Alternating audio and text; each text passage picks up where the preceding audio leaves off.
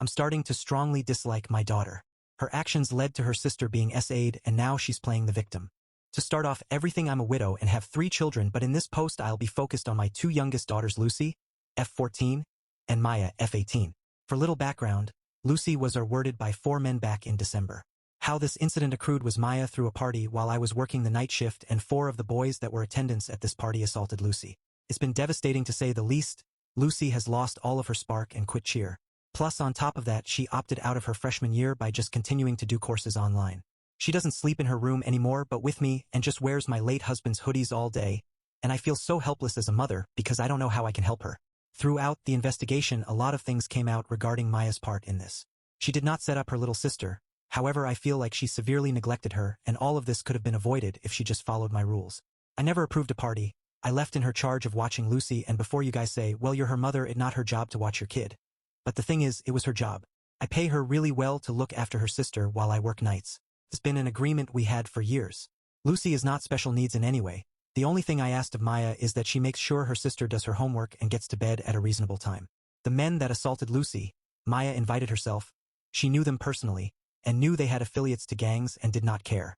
Instead, what I found out in this investigation, she tried to put Lucy with one of these boys and Lucy was not interested. This boy was harassing Lucy all night, trying to get her to kiss him. Then Lucy had enough and went to her room. And the moment Maya left the house to go to McDonald's, that same boy and his friends went up to my daughter's room and worded her. The worst part about this to me is that people that were at the party heard her yelling and did not do anything but just assumed a couple was arguing upstairs. We didn't know what happened until the next morning when the party was over. Having her do a R-word kit was traumatizing for her and probably the worst moment as a parent for me.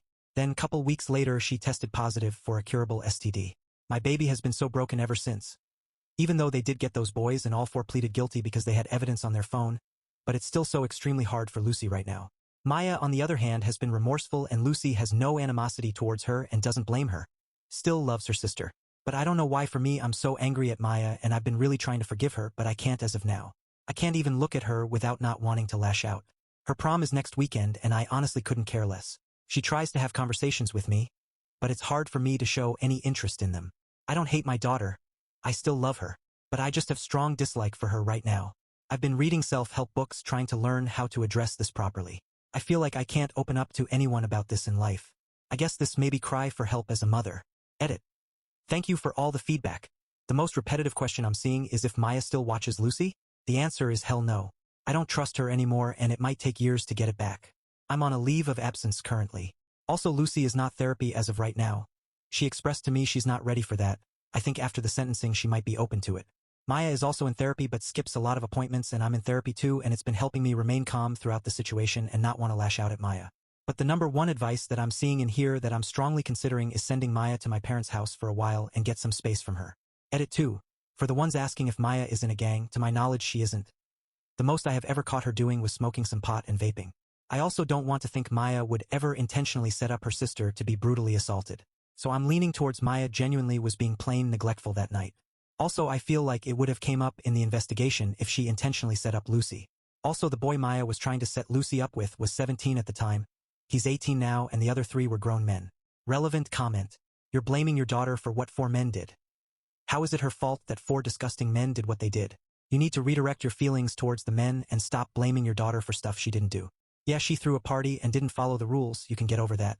But disliking her for what other people did to your other daughter is foul. Opie.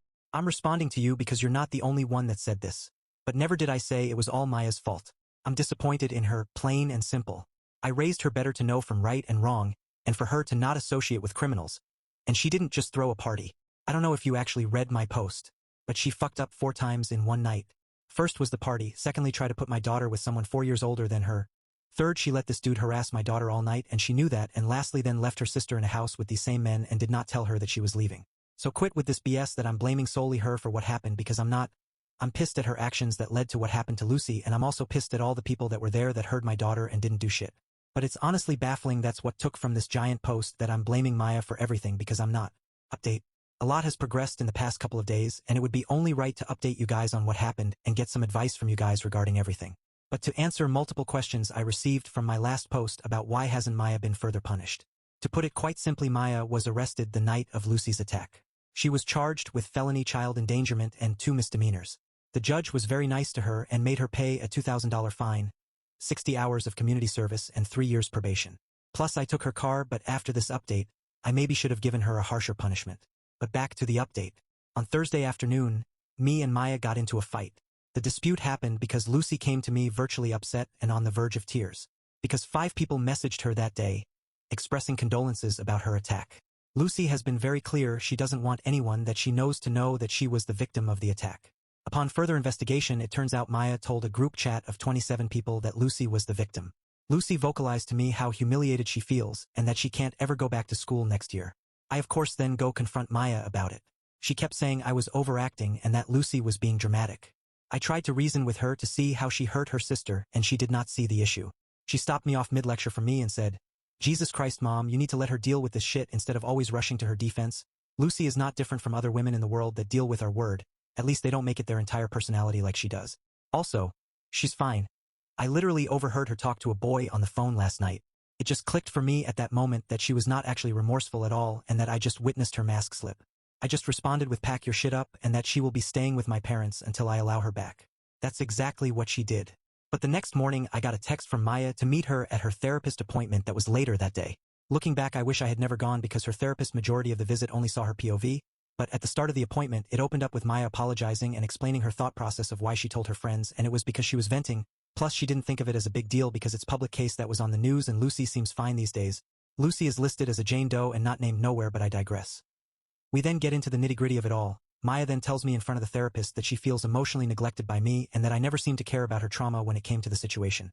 Which is for her is having to stay in jail for a weekend and losing one of her friends, which is one of Lucy's literal rapist. I wish I can say I'm joking, but I'm dead serious. We were talking about that for the first 30 minutes. Her therapist was guilt-tripping me for not being more emotionally there for Maya, and that I should try to see as her mom since their father is no longer with us. But call me an awful parent, but I don't want to be emotionally there for Maya if it involves me having to help her mourn the friendship of the person that ruined her sister's life.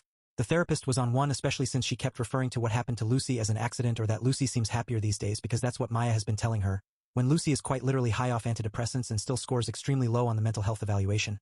But I finally just had an outburst. Feel free to skip over the next paragraph because there is a massive trigger warning. I get very graphic here, but I'm just reiterating what I said. What I said to both Maya and her therapist was, I think it's kind of disgusting that the two of you are refusing to acknowledge Lucy's trauma in this and keep referring to it as an accident. You spent a weekend in jail, while your sister was in the hospital suffering from something your friend did to her. Ironically enough, if you ever listen to Lucy, she has said that friend of yours was the most violent towards her during the attack and was the catalyst for the majority of injuries she sustained, including strangling her. So for you guys to sit here and berate me for not caring that you lost your friend because of something terrible your friend did to your sister is absolutely disgusting. My biggest regret right now is helping you obtain a lawyer. I should have let you rot in that cell and let you figure it out yourself. Maya started sobbing in the office at this point and saying it wasn't fair that I blamed her for what happened to Lucy. She told me the only thing she was trying to do was have Lucy come out of her shell because she kept hovering next to her at the party.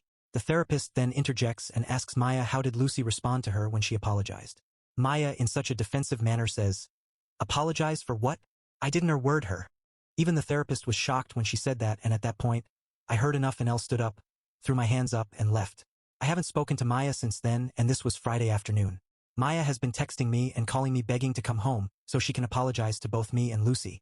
But I don't know at this point. I never thought I would be that parent that will have to go no contact with my daughter. But I don't know if I can stomach being around her. I can't trust her and she's not remorseful whatsoever about what happened. A part of me wants to try to make it work for the sake of Lucy because she asked yesterday if she ruined our family. And that broke my heart. Lucy loves and looks up to Maya, and I don't think she can comprehend at this time that Maya also failed her. I'm just stuck, or tell me if I'm wrong for not understanding Maya. I'm sorry for the not-so-happy update. Relevant comments. I've been following this, but for context, how did Maya react when you told her what happened? Because I'm agreeing with the other comments when it comes to her being potentially a sociopath. Opie. So I should say what happened that morning at this point. I come home at 8:30-ish am from work and my house was trashed, and a couple of Maya's friends were still there. I of course argued with Maya for a bit about throwing a party, and I go check on Lucy and she wasn't in her room but her sheets were bloody, so I thought maybe it was time of the month and that she was showering or sleeping in my bed. But when I checked my room I did not see her. I started calling Lucy and her phone did ring and I heard it come from my closet. It's a walk-in, and I see her wrapped in a blanket like a cocoon. I then shake her to wake up and she wasn't waking up, and I then try to unwrap, and that's when I notice some of her wounds around her neck and scalp. So I started screaming someone call 911 and Lucy kinda starts waking up in the ambulance, and she starts crying, and the first thing she told me is Maya's friend are worded her and that she can't get up because she's in so much pain. When the police and ambulance show up, and I honestly didn't care about Maya in that moment. All I told her was to be honest with the police and she should be fine. I didn't know what I know now at this point. They take her to precinct and the cops interrogated her, and after getting a medical report for what happened to Lucy, they decided to charge her with child endangerment.